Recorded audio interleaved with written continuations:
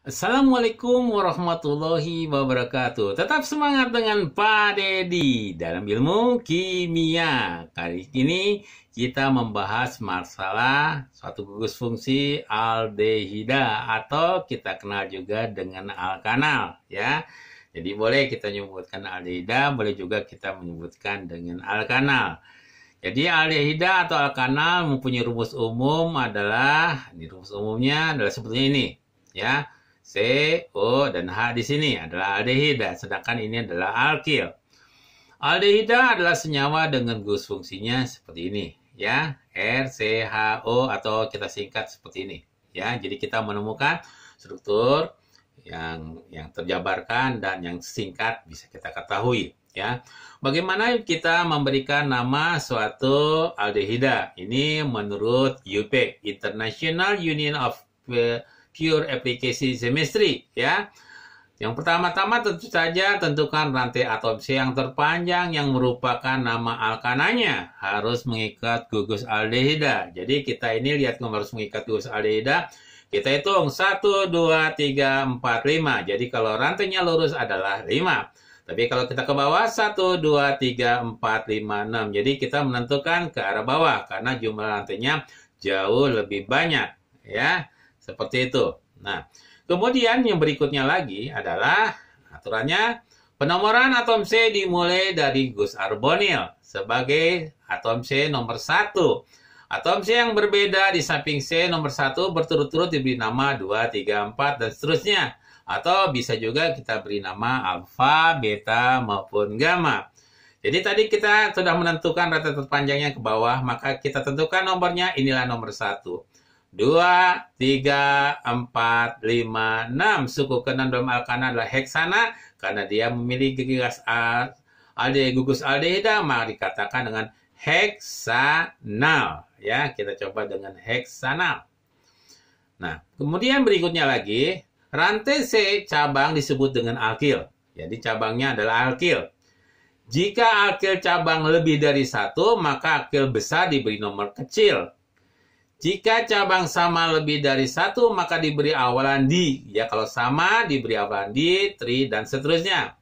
Aturan penulisan disusun secara alfabet dari nama alkil. Ya, nama awalan, di, tri, tetra, dan seterusnya tidak berpengaruh. Ya, oke, kita kembali lagi kepada soal yang tadi. Ya, soal yang pertama tadi. Ya, di sini kita sudah menentukan rantai terpanjangnya. Nah, seperti ini. Satu di sini ada heksanal. Kemudian ini ada cabang. Cabangnya nomor berapa? Nomor 3. Maka diberi nama 3 etil, 1 heksanal. Jadi selalu ini 1 heksanal. Ini cabangnya adalah 3 etil. Kalau etilnya ada 2, bisa dietil. Ya.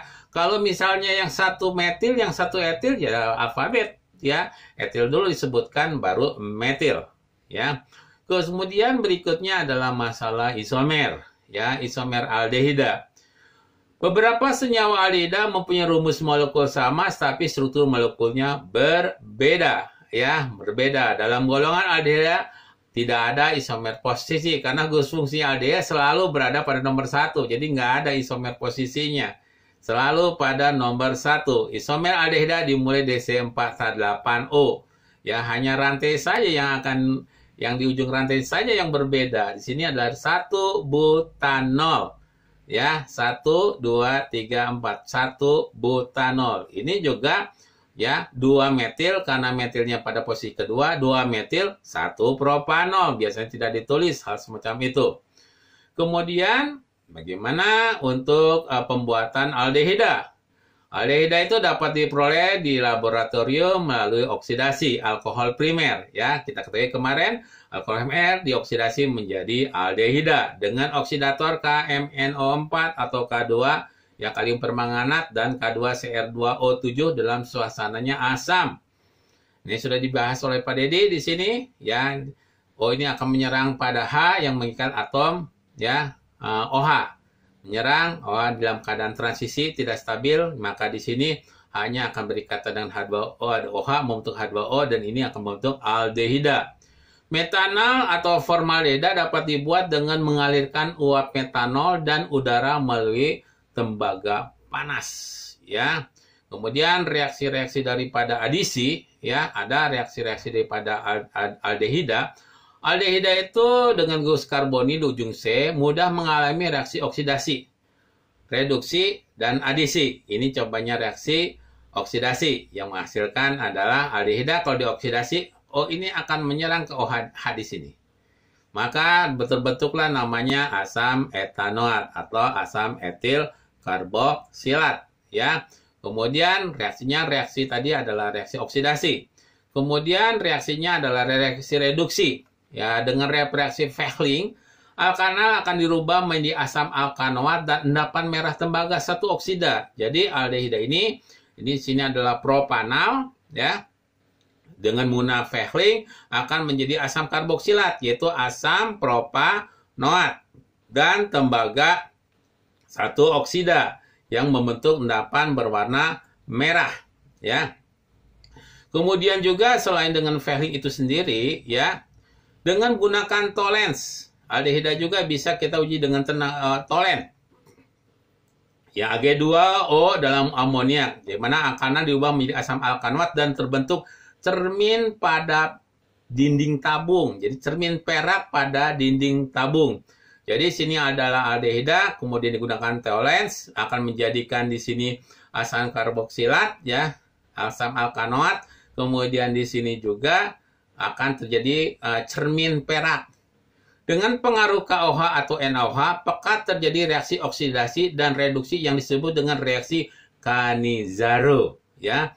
Berikutnya adalah reaksinya adalah reaksi adisi, ya. Reaksi adisi seperti kita tahu dia memutuskan ikatan rangkap.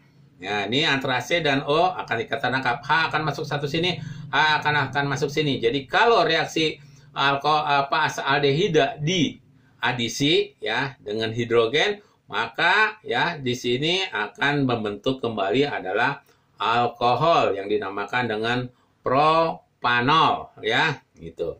Kemudian, ya, masih dengan reaksinya adalah reaksi adisi, ya. Nah, di sini aldehida kalau direaksikan dengan HCN, ya, maka akan terbentuk 2 hidroksi propaniril, ya. Kemudian juga masih kita lihat lagi reaksinya aldehida juga, ya. Kalau kita reaksikan urea, di sini urea, kalau kita reaksikan dengan aldehida di sini, maka akan menjadi urea formaldehida, ya, karena bergabung, ya.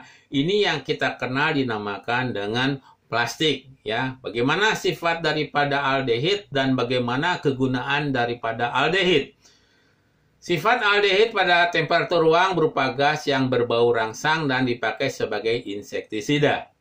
Dan kegunaan daripada aldehid, yaitu formaldehid, dapat larut dalam air dan larutannya yang berkadar sekitar 30-40% diperdagangkan dengan nama formalin.